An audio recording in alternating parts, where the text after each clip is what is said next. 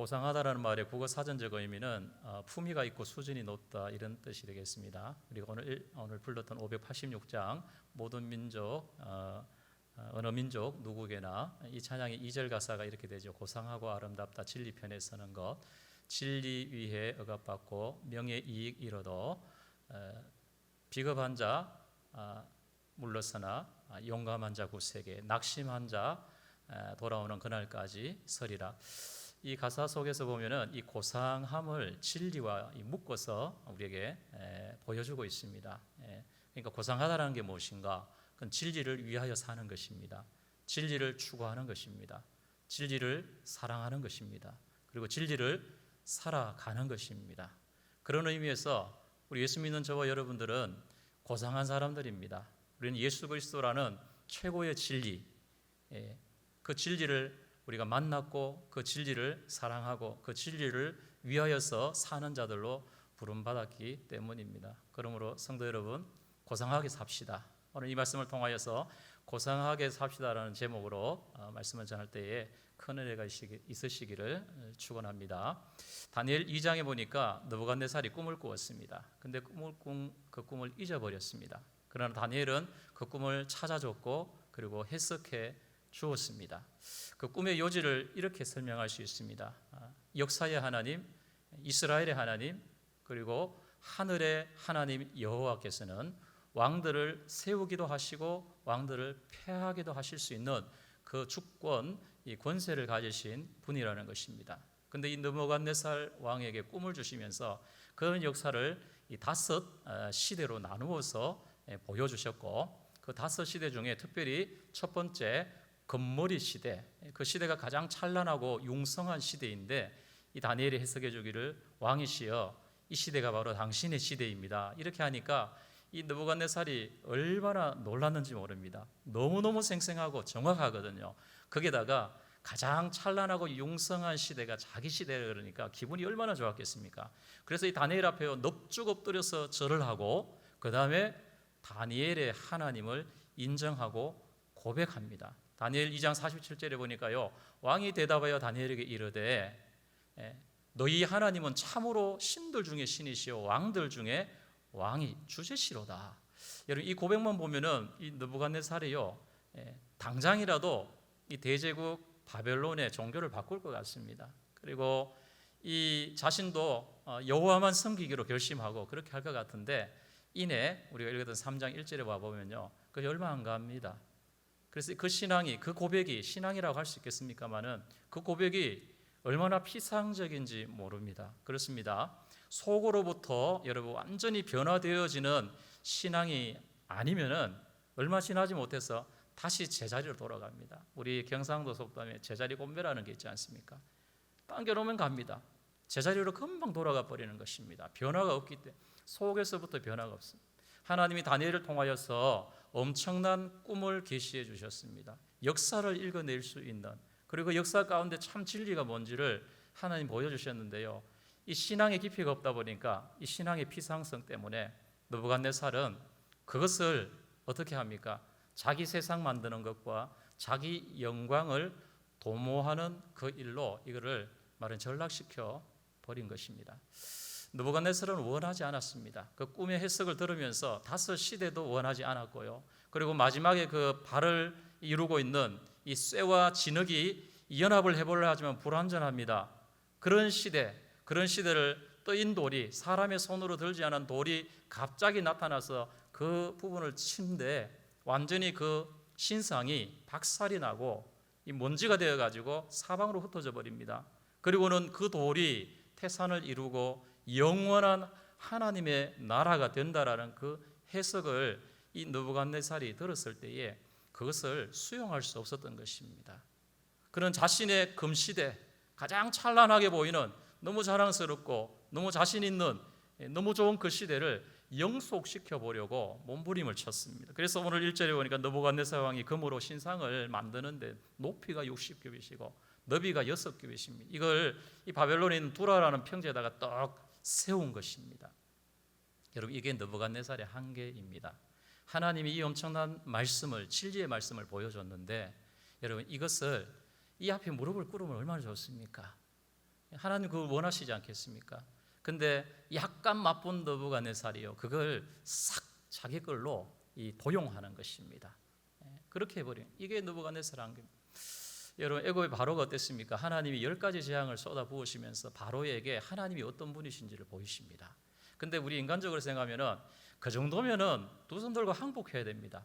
근데요, 끝까지 이 마음을 강팍하게 하더니 결국은 어떻게 하나님과 대적하는 자리까지 섭니다. 그리고는 결국은 망하는 자리로 가는 것을 볼 수 있습니다. 이스라엘의 왕이었던 헤롯도 마찬가지입니다. 헤롯도 그 과에 속합니다.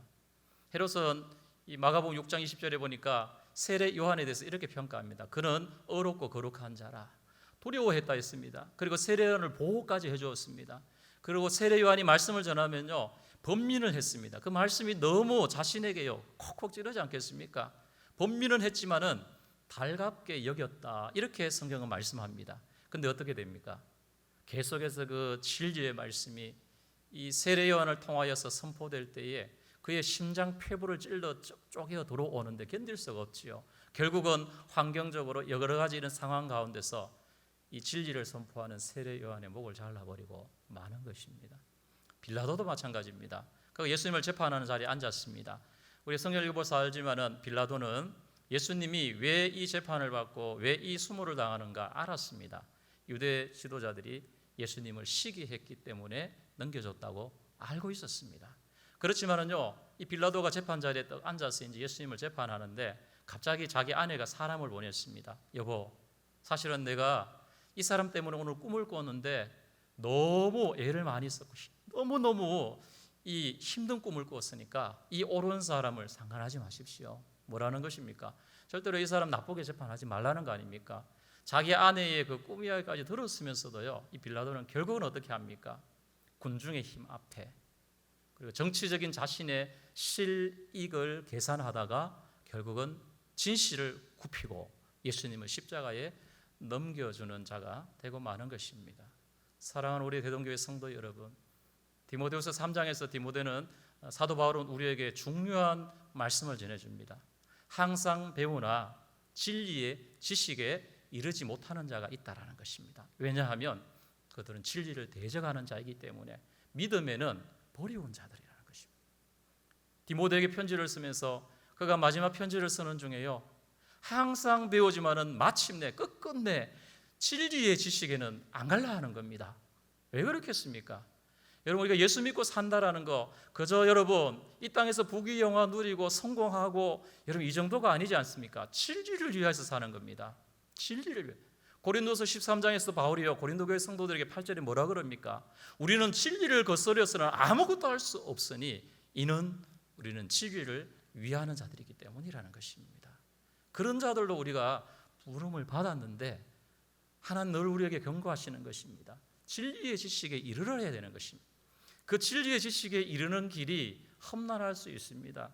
어려움도 있습니다. 그러나 우리가 불렀던 찬양의 가사처럼 끝까지 가야 되는 것입니다. 마침내 그 자리까지 가는 자가 진정 믿음 있는 자요, 믿음의 진수가 크게 있다라는 것입니다. 자칫하면은요, 물론 하나님의 주권 안에 있겠지만은 진리의 지식에 못 이르면 어떡하겠습니까? 내가 진리를 쫓아 시작했다가 진리를 대적하는 자가 되면 안 되지 않습니까? 그래서 늘 우리는 진리의 지식에 이르기를 힘쓰고 사모하고 기도하고 애쓰는 자가 되어야 되는 것입니다. 그래서 부디 원합니다. 예수님 안에서 우리는 거듭나야 되겠는데요, 진리애로 거듭나야 되는 것입니다. 진리 가운데로 거듭나야 되는 것입니다. 우리가 예수 믿기 전에 누구였습니까? 하나님과 원수된 자였습니다. 죄의 병기라 했습니다. 악의 병기, 죄를 위하여서 싸우는 창끝이요 칼끝이었습니다. 죄와 악이 휘두르는 대로 우리는 그 끝에서 찌르는 자요 베는 자였습니다. 그냥 예수 믿고 구원받아서 이제 어떻게 되면 죄에 대해서 죽었습니다. 그 의의 병기가 된 것입니다. 여러분, 신앙의 피상승이라는 거요, 이게 굉장히 무섭습니다. 이걸 극복하지 못하면 우리도 오늘 느부갓네살처럼요 자기 세상 만들려고 하는 겁니다. 자기 신상 만들려고 하는 것입니다. 엉뚱한 곳으로 가버리는 것입니다. 나중에 이제 4장 5장 쭉 넘어가 보면요, 이 느부갓네살이 어느 정도까지 나아갑니까? 괴물이 됩니다. 시작은 잘했는데요, 괴물이 될 수 있다라는 것입니다. 여러분, 디트리트 보네포라는 독일의 유명한 이 목사님 있죠. 히틀러 시대에 순교의 이 제로 가셨지만은 그분이 핵심 말씀 중 우리에게 굉장히 중요한 도전의 말씀이 있습니다. 교회의 진정한 적은 값싼 은혜라 그랬습니다. 예수 믿으면은 만사 오케이, 예수 믿으면 끝났고, 예수 믿으면 이제 그냥 흥청망청 이게 아니라는 겁니다. 근데 그가 볼 때에 교회들이, 성도들이 이미 그 시대가 언제입니까? 지금부터 적어도 7, 80년 훨씬 전 아닙니까? 교회의 최고의 적은 값싼 은혜를 추구하고 가는 것. 정말 이 은혜가 얼마나 값비싼 것인데, 하나님이 독생자를 주시면서까지, 그리고 그 독생자 예수 그리스도의 그 영광스러운 그 자리로 우리가 초대받아서 살아야 될 자들인데, 그저 싸구려 은혜에 머물러 가지고요, 이 정크푸드를 먹고 산다 이 말이죠. 그래서요, 끊임없이 그분이 정말 신앙의 깊이를, 신앙의 이 10년을 찾아 나가야 된다라고 가르쳐 주지 않겠습니까? 가룟 유다가 왜 그랬습니까? 3년 예수님을 따라다녔습니다.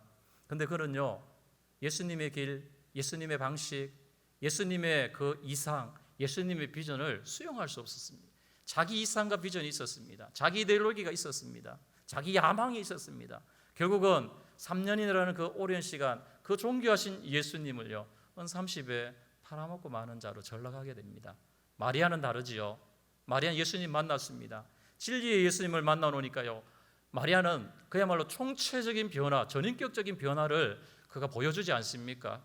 하나님의 나라와 그 의로 이 마리아는 자신의 인생을 오리엔테이션 합니다. 완전히 뒤바꿉니다. 딴 세상을 시작하는 것입니다. 그리고는요, 그야말로 무게감이 있고 그야말로 영광스러운 하나님을 향한, 예수님을 향한 그 헌신과 충성의 삶을 내보이지 않습니까? 옥합을 팍 깨트려버리는 것입니다.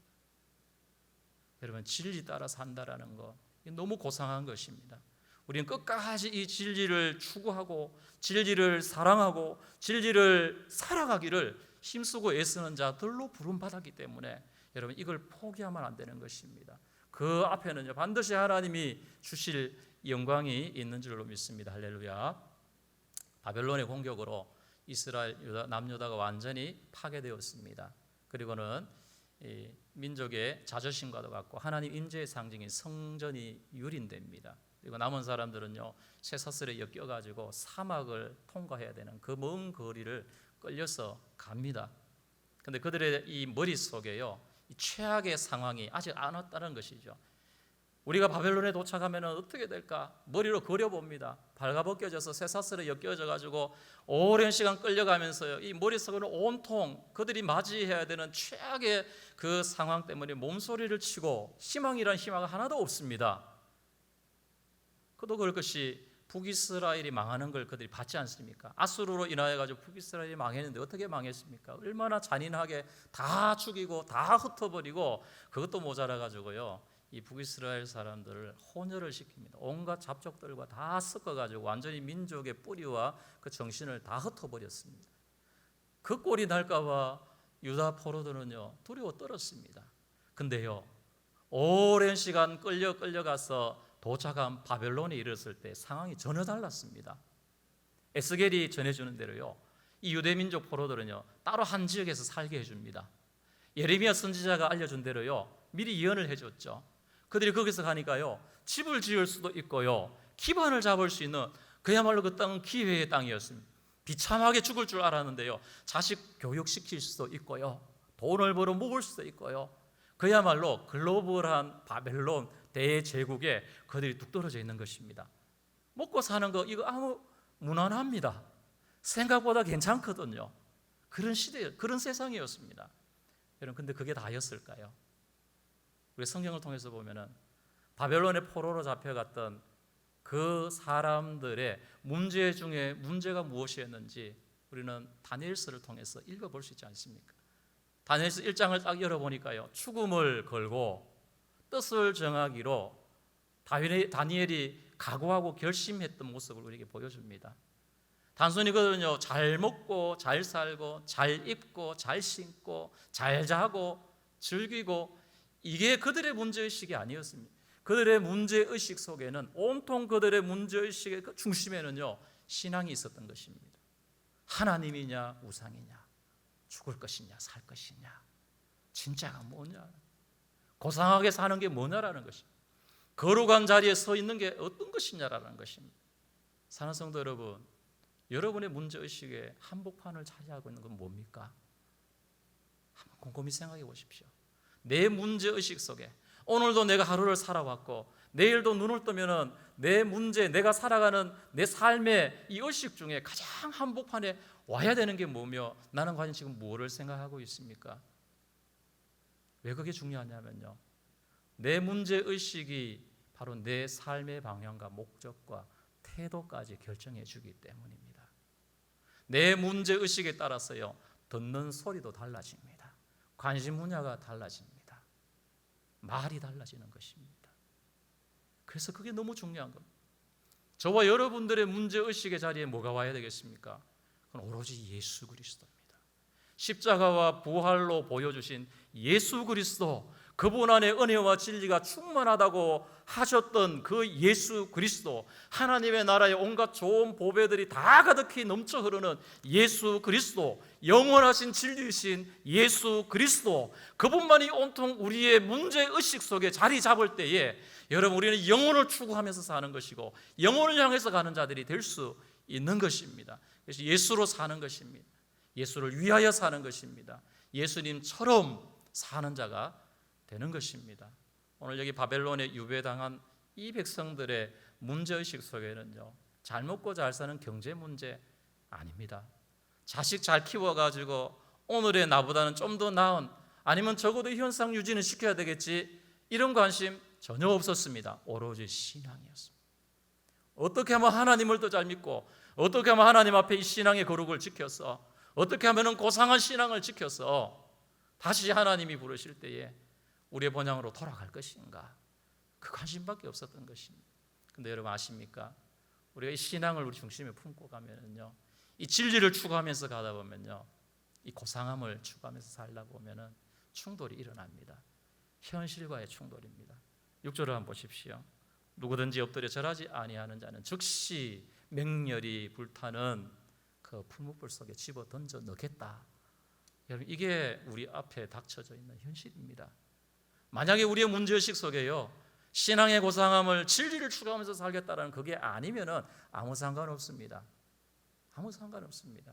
그러나 여러분, 내 문제의식 속에, 내 삶의 중심에 고상한 신앙을 추구하면서 예수를 위하여서 살리라, 진리를 추구하면서 살리라, 이 결심을 하고 가면요, 이 현실은 피할 수 없는 숙제라는 것은 시대를 불문하고 누구에게나 성도에게 던져지는 숙제라는 것입니다. 여러분, 이런 숙제를 받아본 적이 있습니까? 그것이 바벨론이든지 가나안이든지, 그것이 여러분 가난했을 때든지 부유했을 때든지 성공했을 때든지 실패했을 때든지 병들었을 때든지 건강할 때든지 어느 때든지 상관없이 우리의 온통 마음과 생각을 사로잡고 있는 그 관심 분야, 그 문제의식, 그게 바로 예수 그리스도이라면은 여러분, 우리도 이러한 현실에 직면할 수밖에 없다라는 것입니다. 그럼 여러분, 그러한 현실 앞에서 여러분 줄곧 어떻게 반응하며 살아오셨습니까? 어떻게 결정하면서 살아오셨습니까?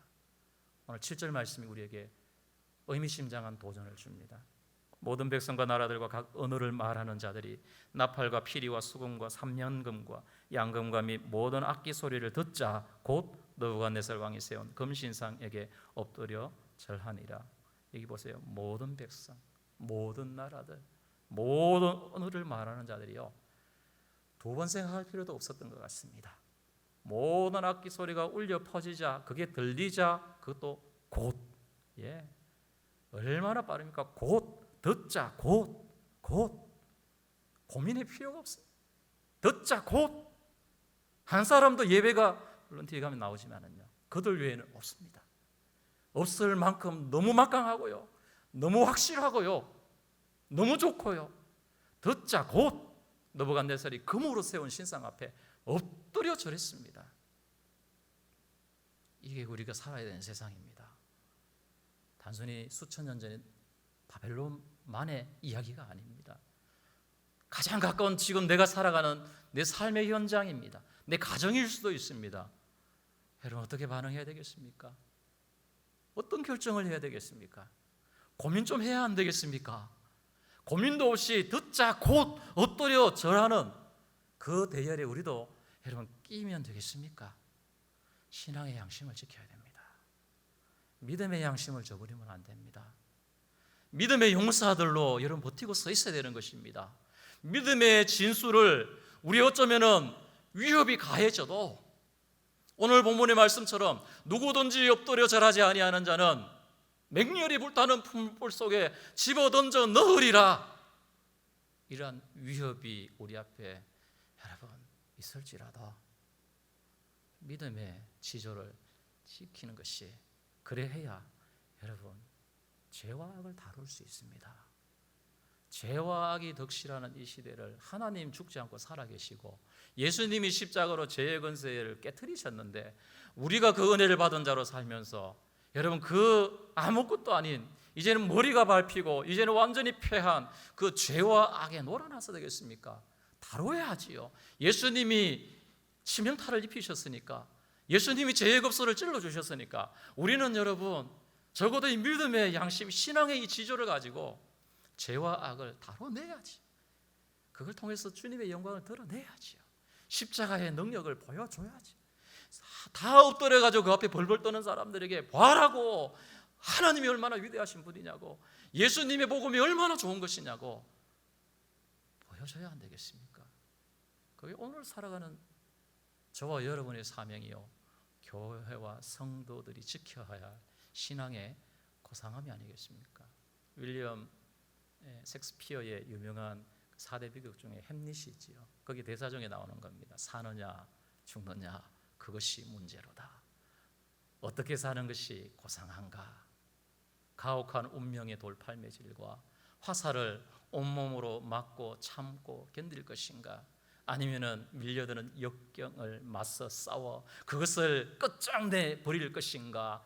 둘 사이에 어느 것이 더 고상한가? 저와 여러분들의 삶에서 두 가지 갈래길에서 여러분 어느 것이 더 고상한 길이라고 여러분 확신하십니까? 믿으십니까? 그럼 그 길을 가십시다. 그게 성도의 길인 것입니다. 우리 믿음의 선조인 다윗이요, 이 성도의 고상함, 하나님 백성으로서 이 고상함을 잃어가는 세상을 보면서 몹시 슬프고 애통해했습니다. 그래서 그것을 시로 지었는데 시편 12편이 되겠습니다. 여호와여 도우소서. 사람들 중에, 인생들 중에 경건한 자가 끊어지고 충실한 자들이 없어져 가고 있습니다. 대신에 거짓말하는 자, 아첨하는 자, 두 마음을 품은 자, 표리부동이지요. 끝과 속이 다른 진정성이 한도 없는 그런 자들만 난무합니다. 어찌하오리까? 터가 무너지면 의인은 어찌합니까? 하나님, 애통하면서 탄식하면서 기도하는데요, 하나님께서 응답을 주시며 두 가지를 크게 주셨습니다. 첫째는 그래, 끝까지 경건하게 충실하게 사는 자는 내가 안전지대에 세워주리라.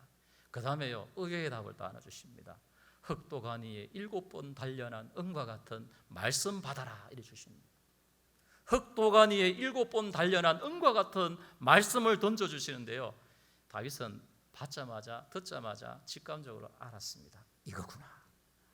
여러분, 이런 세상, 이런 치열한 세상 가운데서 다윗이 하나님의 백성으로서 신앙의 고상함을 지키면서 살아 승리할 수 있는 방법이 뭐냐? 그건 하나님이 흑도가니에 7번 단련한 것과 같은 그 하나님의 말씀, 진리의 말씀이라는 것, 그 말씀 붙들고 사는 것이라는 것, 다윗이 확신한 것입니다.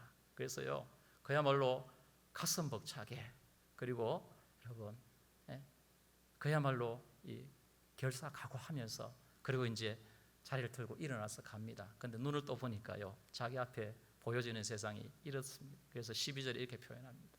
비열함이 인생 중에 높임을 받으니 악인들이 처처에서 날뛰는도다. 눈을 떴더니 현실은 그대로입니다. 비열함이, 이건 고상함의 반대입니다.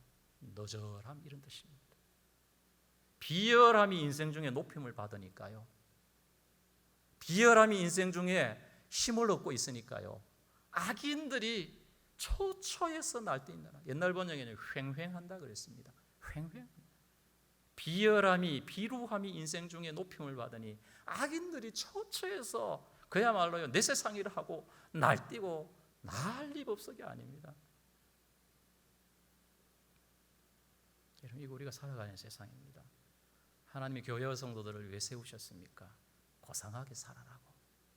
흑도가니에 7번 단련한 은과 같은 그 진리의 말씀을 붙들고요, 진리를 위하여서 진리를 추구하며 진리를 살아가면서 살아라고 교회와 성도들로 불러주신 것입니다. 여러분, 오늘날 우리는 참 어려운 시대를 살아가고 있습니다. 교회 안과 밖으로요, 그야말로 우리의 신앙의 고상함이 시험대에 올라앉아 있는 것 같습니다. 세상이요, 교회를 향해서 손가락질하는 것은 어제 오늘의 일이 아니지 않습니까? 그야말로 사면 초가입니다. 이럴 때 여러분, 우리의 출구가 어디겠습니까? 교회와 성도가 실추된 하나님의 몸된 교회의 그 고상함을 다시 한번 끄집어 들고 다시 한번 회복할 수 있는 기회는 뭘까요? 고상한 인생을 살겠다는, 진리의 길을 가겠다라는 것입니다. 느부갓네살과 같이 하지 않고 다윗과 같이, 다니엘과 같이, 사드락과 메삭과 아벳느고와 같이 하나님의 말씀 붙들고 성도의 고상함을 지켜가겠다고 할 때에 하나님은 다시 한번 교회에 부흥을 주시고 교회를 통하여 세상을 먹여 살리는, 그리고 하나님의 나라를 전진시키지 않으시겠습니까? 근데 여러분, 이 진리를 위하여서 사는 고상한 삶은요, 우리 혼자 힘으로 안 됩니다. 하나님 도와주셔야 됩니다. 예수님이 요한복음 16장 13절에서 진리의 성령이 오시면은 너희들을 모든 진리 가운데로 인도해 주실 것이다. 얼마나 감사합니까? 우리 힘으로 안 되는 것입니다. 진리의 성령이 오시면 우리를 모든 진리 가운데로 인도해 주실 것이다. 말씀 마치겠습니다. 예수님이 빌라도 앞에 재판을 받을 때 하신 말씀이 있습니다. 요한복음 18장 36절 37절 말씀이에요. 내게 속한 자는 내 음성을 듣나니, 진리의 음성을 듣나니, 내 음성은 진리다, 이래 말씀을 하십니다. 그랬더니 이 빌라도가 묻죠. 진리가 뭐냐고. 예수님께 속한 자는 예수님의 음성을 듣습니다. 진리의 음성을 듣습니다. 근데 빌라도는 예수님께 속하지 않으니까 진리를 말해도 못 알아듣는 것입니다. 사랑하는 성도 여러분, 예수님께 속했습니까? 진리요 길이신 예수님께 속했습니까? 그러면 귀를 가만히 기울여 보십시오. 진리의 성령께서 오늘도 속삭입니다. 이 길이 너희들이 갈 길이라고, 이 길이 교회가 갈 길이라고. 그 길을 따라가는 저와 여러분 되시기를 예수님의 이름으로 축원합니다. 아멘.